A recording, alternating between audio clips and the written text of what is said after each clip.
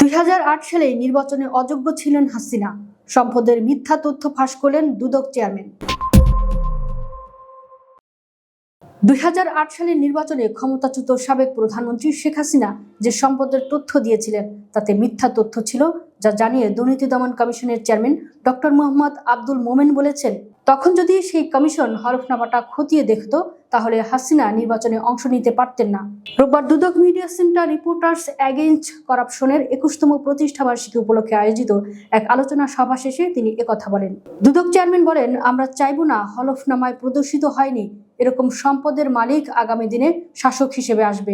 আমি আবারও আপনাদের মনে করিয়ে দেই, 2008 সালের নির্বাচনে তৎকালীন প্রধানমন্ত্রী শেখ হাসিনা তিনি সম্পদের যে হলফনামা বিবরণে দিয়েছিলেন এবং বাস্তবে আমরা যে সম্পত্তি পেয়েছি তার মধ্যে ছিল বিস্তর ব্যবধান।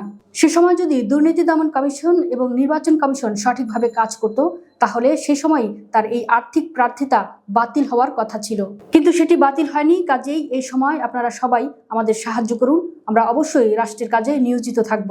তিনি বলেন, আমাদের প্রত্যাশা থাকবে জাতীয় নির্বাচনে যদি আমরা ন্যায়বান ব্যক্তিকে নির্বাচিত করতে পারি, আমরা যদি দুর্নীতিবিহীন ব্যক্তিকে নির্বাচিত করে নিয়ে আসতে পারি, যদি তাদের শাসন প্রতিষ্ঠিত হয়, আমাদের বিশ্বাস আগামী দিনগুলোতে বাংলাদেশ ভালো এগিয়ে যাবে। দুদক চেয়ারম্যান বলেন, সুশাসন প্রতিষ্ঠা ও গণতান্ত্রিক উত্তরণে সাংবাদিকদের ভূমিকা অপরিহার্য, আর এক্ষেত্রে দুদক ও সাংবাদিকদের মধ্যে সহযোগিতা আরো জোরদার হবে। ডক্টর মোহাম্মদ আব্দুল মোমেন আশা প্রকাশ করেন, 2026 সাল বাংলাদেশের জন্য একটি স্মরণীয় বছর হয়ে থাকবে। সাম্প্রতিক বড় পরিবর্তনের পর দেশে একটি গণতান্ত্রিক উত্তরণ ঘটবে বলে তিনি আশা ব্যক্ত করেন।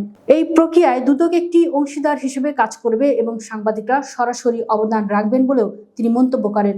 অনুষ্ঠানে তিনি সংগঠনের সাবেক ও বর্তমান নেতাদের প্রতি কৃতজ্ঞতা জানিয়ে বলেন, প্রতিষ্ঠার শুরু থেকে যারা সংগঠনটিকে এগিয়ে নিয়েছেন তাদের অবদান অনস্বীকার্য। নতুন নেতৃত্বের সঙ্গে দুদকের সম্পর্ক আরো দৃঢ় হবে বলেও প্রত্যাশা করেন তিনি। র্যাকের সভাপতি শাফি উদ্দিন আহমেদের সভাপতিত্বে অনুষ্ঠানটি সঞ্চালনা করেন সাধারণ সম্পাদক তাবারুল হক। ওই নির্বাচনে আওয়ামী লীগ জয়ী হয়ে সরকার গঠন করে।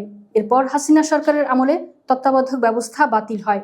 হাসিনার অধীনেই 2014, 18 ও 2024 সালে 3টি বিতর্কিত নির্বাচন হয়। তার গোটা 15.5 বছরের শাসন আমল বাংলাদেশের ফ্যাসিবাদী শাসন ব্যবস্থা হিসেবে কুখ্যাতি পেয়েছে। অবশ্য 24শে জুলাই গণঅভ্যুত্থানে শেখ হাসিনা সরকারের পতন ঘটে এবং তিনি জনরোষ থেকে বাঁচতে পালিয়ে ভারতে চলে যান।